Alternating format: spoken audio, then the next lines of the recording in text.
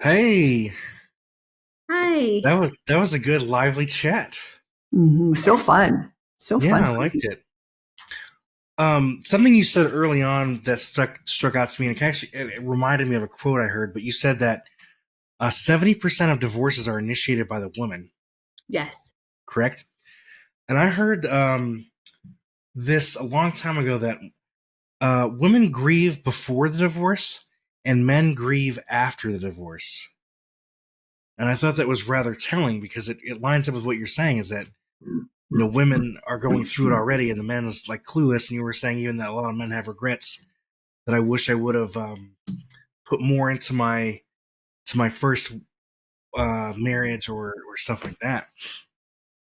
Because this is fascinating. Yes. I, What? Go ahead. no, go ahead. I'm sorry. What made you take the bridge from psychology into law, into divorce law? Um, well, my father had said I get to choose between becoming a doctor or a lawyer. And so I wanted to go into psychology, but that was not an option for me at the time. So, and I wanted to be a lawyer since I was five. So, but I love this marriage of law and psychology, especially with the type of law that the firm practices and what I practice. So I get to help, like to Liz's point, I get to help couples. And I don't look at it like when they walk in, they're getting divorced. I look at it like, tell me your story. Tell me from the beginning, what made you come here? And so, I love that marriage of psychology and law. So, but like Liz said earlier, she could have been a lawyer. Like I could have done what she does. I love it. I think it's really, really helping people. Did you go into psychology first and then follow up with a law degree, or did you start in law and then go after psychology? So at Loyola, I took psychology classes because I knew I was going to be interested in it. And there was no law courses, obviously. And then after college, I went to law school, and that's where I pursued my law degree. And the psychology kind of fell behind. And so, but then when I became a divorce attorney, which was right out of law school, I saw how helpful and beneficial that psychology background was. What is the most common reason for divorce that you've experienced? This is the thing that people don't talk about, but I believe it's finances. I think it's financial strain is huge in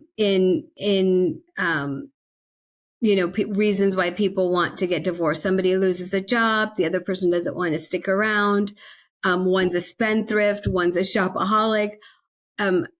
Finances is number one, and then obviously I would say second is infidelity.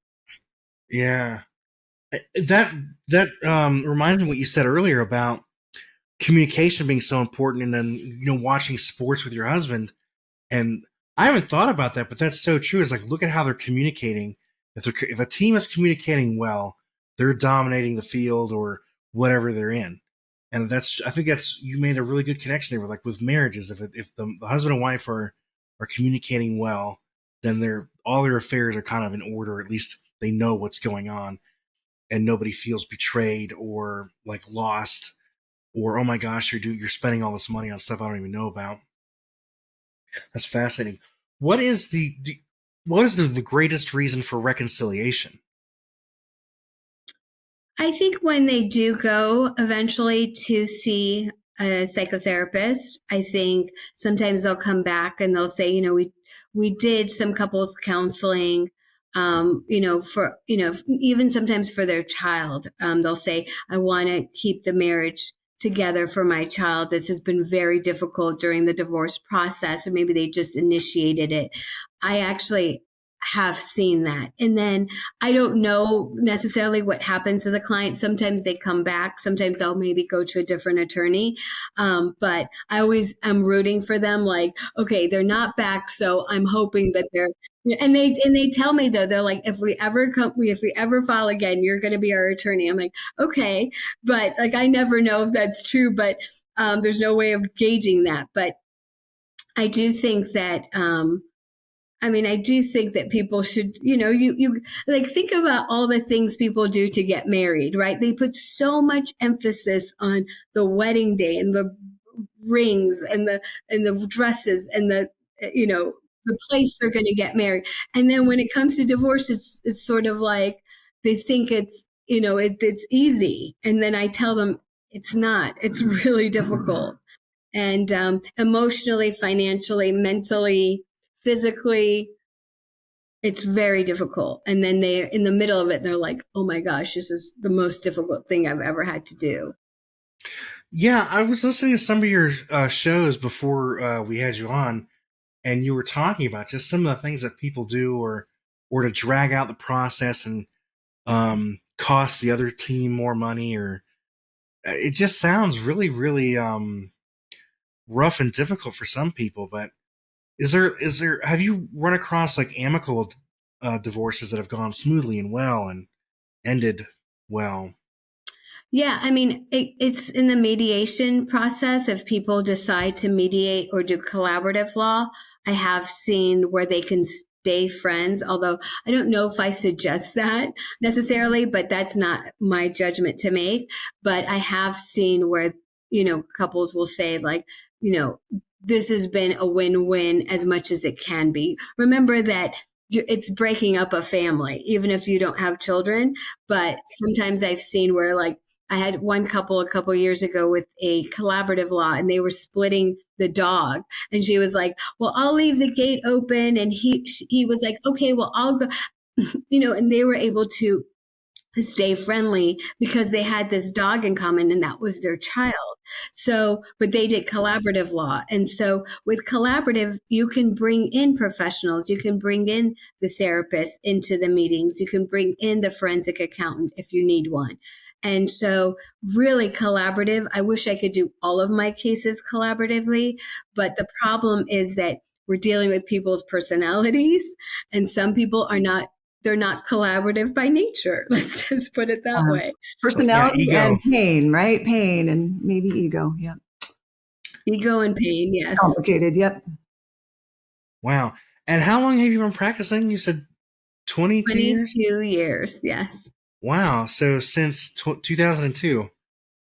2003 is when 2002 is when I graduated. I took a year off, took the bar exam 2003, but I knew I wanted to be a lawyer since I was 5. It was just, I didn't think I was going to be a divorce attorney. I don't think anyone goes into law school thinking, oh, this is a brilliant idea. I'm going to be a divorce attorney and deal with people and the worst times of their lives. Besides death, I think it's the second worst time in people's life. And so, but I have the temperament for it. I'm very stoic. I try to be. Yeah, I So, think you'd have to be to deal with that because that's got to be very emotional for your clients, and the whole process has to be kind of like taxing, if anything. yes, I do sometimes tell my husband that this has been emotionally taxing day. That's what I say. This has been an emotionally taxing day. And so, it is difficult, obviously, very difficult for the client. And when they have a child or children, it becomes even more difficult because now you're dealing with somebody else's future as well as your own. So yes, but this is the great thing about me. I can say, you need to talk to someone like Liz. She will help you. She will guide you. She will put you in a group, maybe group counseling with other people getting divorced. There's so many resources, especially in LA where people love to get together in groups. Like, well, and I tell them, like, you don't want to spend the money, hourly on me when I can't give you necessarily that emotional connection that you need. I can give you the legal aspect of it because I don't want to be giving them, psychological advice, right? That's not what divorce attorneys do. Yeah. This has been a fascinating conversation. I could talk for a couple more hours about this. Did you have any more questions, Liz? No, I think this has just been lovely.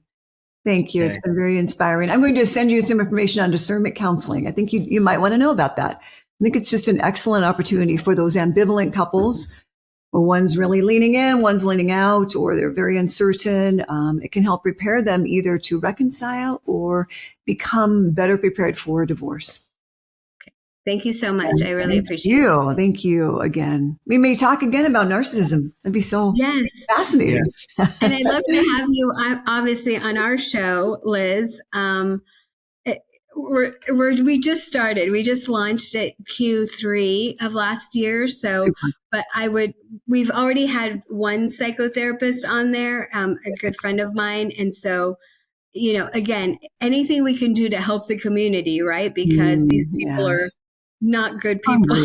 Yes. So painful. So much pain. Yeah. And so much goodness. Yes. Please take care.